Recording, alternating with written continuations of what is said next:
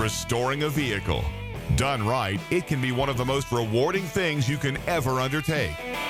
Done wrong, it can turn your life upside down. Shake the money out of your pockets and squeeze the sanity from your brain. Stacey David's Restoration Series is here to help you do it right.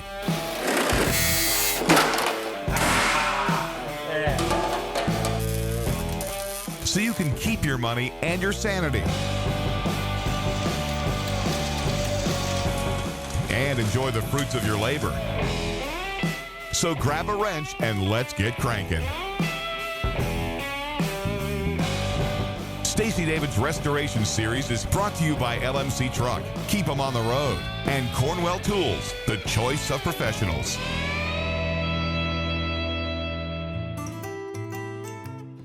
You know, one of the first questions that comes up when a person picks up a project vehicle is, where do I start? Now, obviously, you need to lay out the project in your project planning book, and you need to decide what level you're going to build the project based on the levels that we've shown you before. But after that, where do you actually begin physically working on the vehicle? Is it the engine? Is it the interior? Is it the paint, the bodywork, the suspension, the glass? What? Well, believe it or not, building a vehicle is very similar to building anything else, whether it be a house or a relationship or whatever. You have got to start with a solid foundation, or eventually the whole thing's going to come apart on you. And when you're talking foundation on a project vehicle, you're talking the frame and the chassis, because they have to be able to handle whatever you have in mind for the vehicle. Now, the reason why the frame and the chassis is so important is because it supports everything. For example, the body bolts down on top of it, the drivetrain bolts in it, and of course the suspension hangs down underneath it. So it's important that your frame and chassis is strong and safe no matter what level project you're working on. Now, does this mean that you got to pull the body off every project? No. Remember, only level 4s and level 5s are the projects where you're actually going to lift the body off the frame. The rest, you just need to make sure that the frame is strong enough for what you're planning on doing. For example, if you're going to put 1,000 horsepower into a stock frame, you're going to twist that up like a pretzel. So we're going to show you how to make sure your foundation is strong. Now, if you've picked up a level 1 get it running and driving project, obviously you don't have the budget or the skill level to do a lot of extensive chassis and frame repairs. But you still need to know what's going on up underneath there, preferably before you buy the car.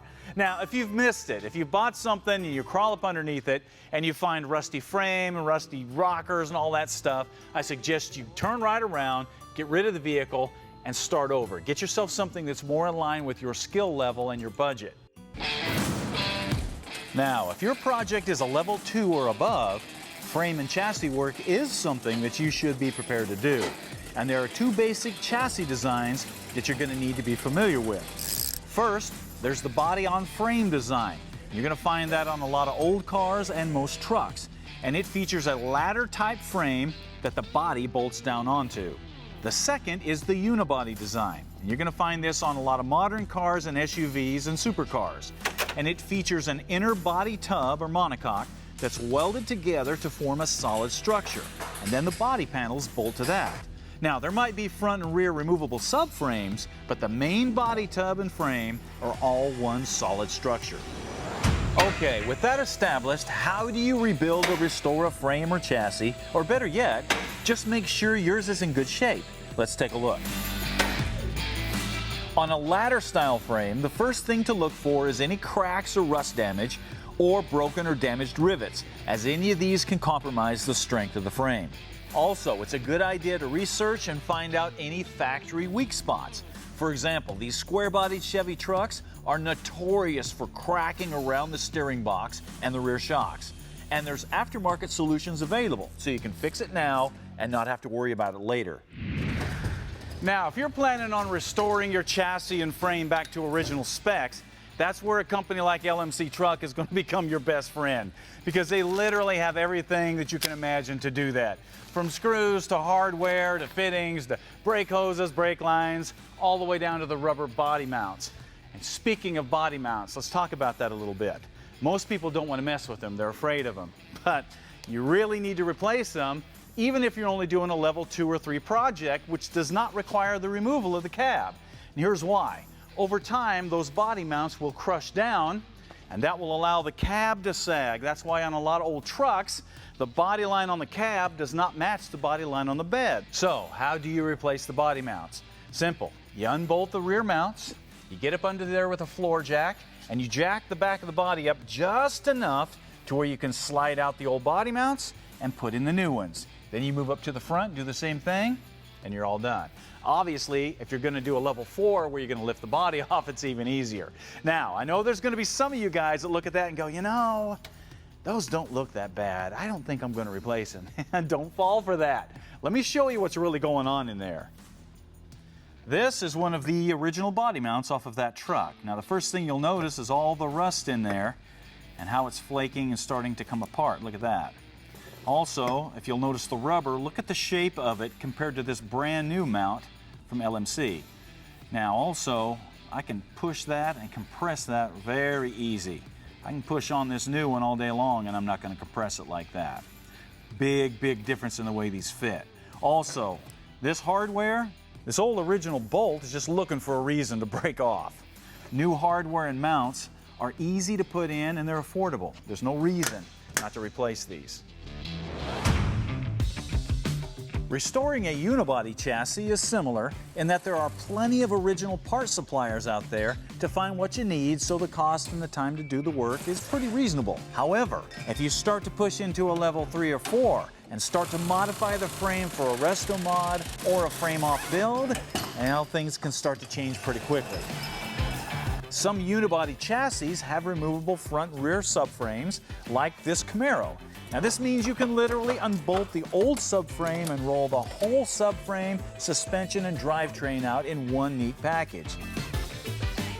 And then replace it with a modern, high-performance aftermarket subframe, suspension, and drivetrain. However, on a similar Ford vehicle like a Mustang or a Cougar, the front subframe is welded in. So there is a substantial amount of cutting and welding and fabricating to be done in order to get a modern suspension and drivetrain in the car. This moves the project quickly to a level 4 or a level 5 project. Okay, that takes care of the unibody chassis. Now what if you're going to do a level 4 or 5 custom or frame off build with a vehicle with a full frame and you want to modify it? Yeah, well now you need to understand a little bit about frame geometry. Check it out. Now, most vehicles have a frame that's built out of C-channel steel, and the height of the frame, the width of the frame, and the thickness of the metal is all dictated on how heavy the vehicle is.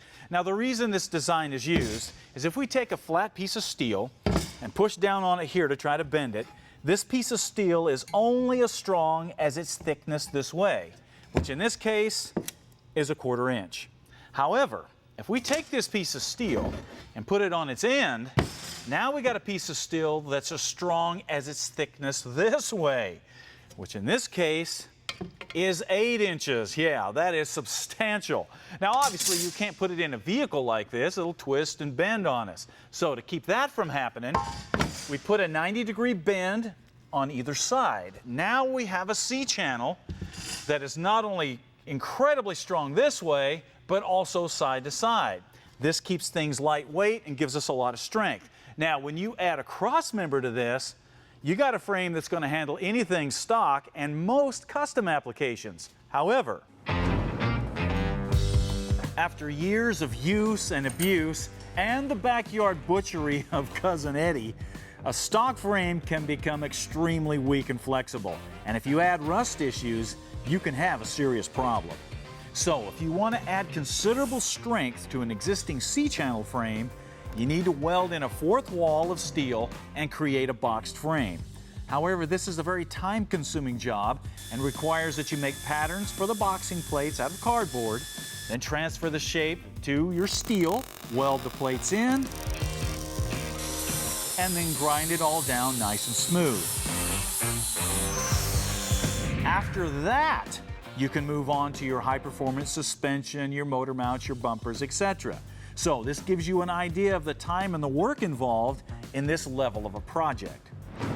Now, at this point, you might be looking at the magnitude of a frame-off build and going, I don't want anything to do with that. Or you might be saying just the opposite. And that's the purpose of this show, to help you decide that before you get into the middle of something. Now, there is another option. There are some companies out there that offer complete replacement frames and chassis, but they're not cheap. So make sure you factor that in if you're going to go that route. Okay, a couple of final questions that people have about frames. Number one, what about all these extra holes on the top and down the sides? Is that a structural issue? Do I need to do something with those? No, they're not a structural issue. They're from the factory, so it doesn't weaken the frame, but they do kind of look bad. So if you're building a frame-off vehicle and the frame is going to be seen, you can come in here, weld those up, and grind them down and make them look good. But it's strictly a looks thing. The next question is, what kind of coating or paint do you put on a frame? And if you're keeping the stock original frame, you're going to be fine with a rust preventative paint like POR 15 or Chassis Saver. And if you're trying to protect bare metal, this shark hide metal protectant will do that. However, if you're moving up to a level 5 project and you're building a custom frame and you want it to really stand out, I would suggest that you paint it with a high quality base clear automotive paint or have it powder coated.